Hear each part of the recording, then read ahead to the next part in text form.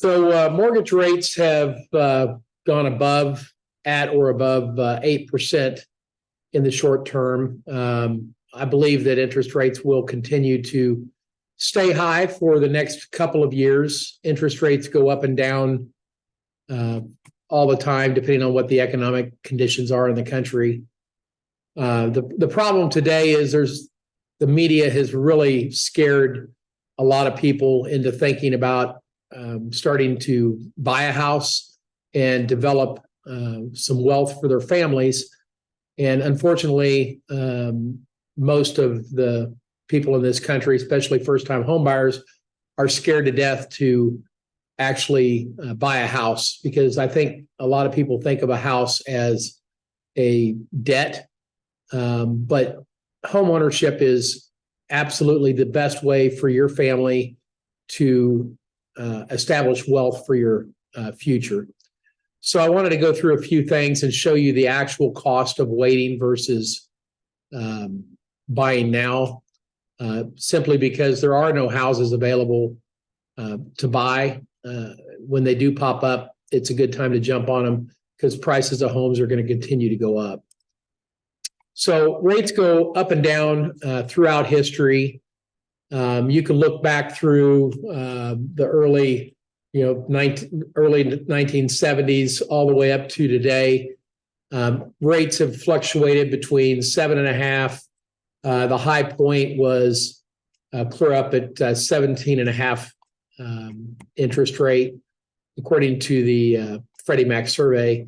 And then you'll see that rates just kind of go up and down, up and down. The gray areas on this chart are recessions that have followed different periods of time to force the interest rates to come back down.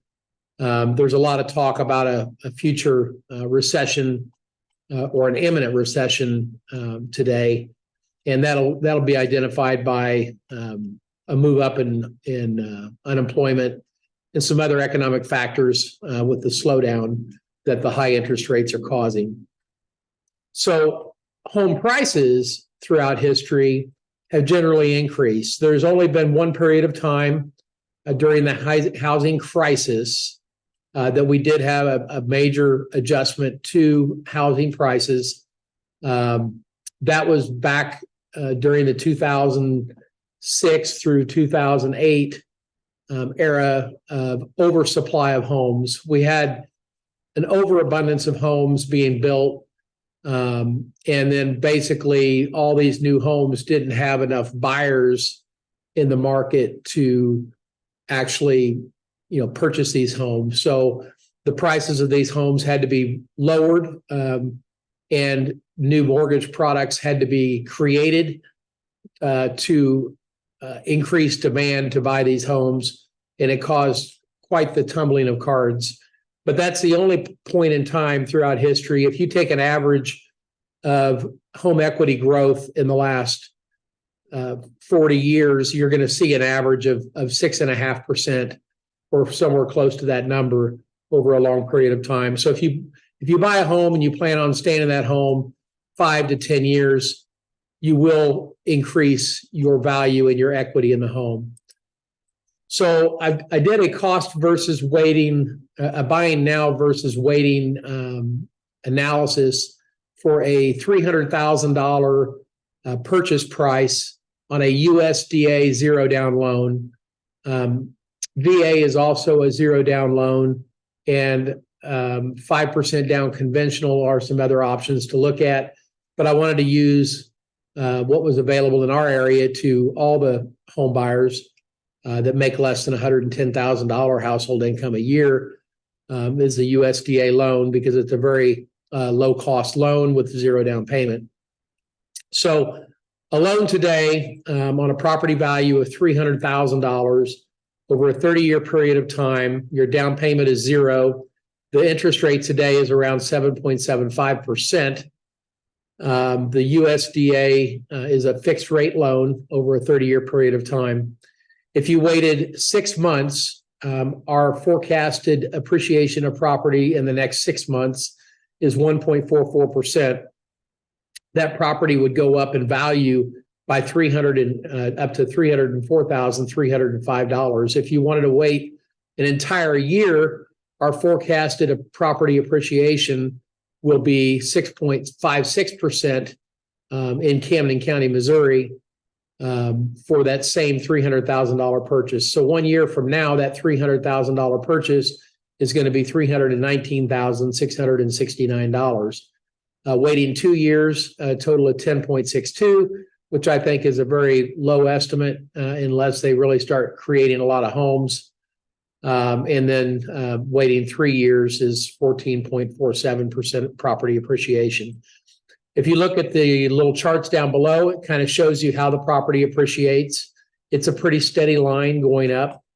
And you also, when you make your payments on your mortgage, even though you're paying a higher rate today, and this is taking the assumption that you're not going to be refinancing, but you could buy at a lower rate in the future, you can see that you are paying down on that loan and building up what's called amortization and equity through amortization.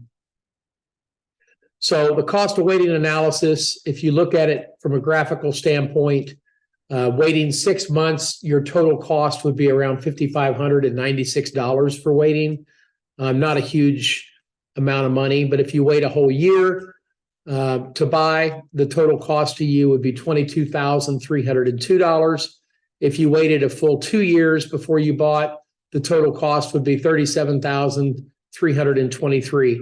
Now, this is a great way for you to start building equity for your family because you can take that equity on a future purchase when rates do come down, and you can pull that equity out of your home when you sell it and give it to the new owner, or go find a new property and use it for a 5% down or a 10% down conventional loan, which we can still continue working on your financial plan to build wealth for your family.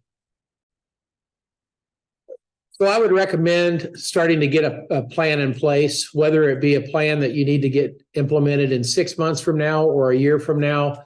Whenever you start that plan and you work through that plan and you do get your home with a down payment or without a down payment, that will be the only way that you can actually establish wealth for your family. And if you work through that plan after you purchase your first home, you can even build generational wealth for your future families that you help. So just wanted to get this information out to you. Interest rates are high. They're going to remain at a higher level than they have been for a generation of people.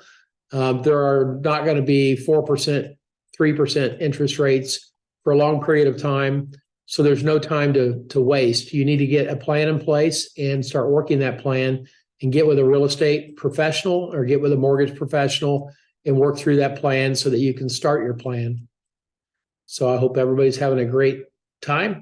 Please subscribe to this video, and I would love to share a specific scenario with you if you want to reach out to me. Thanks. Bye.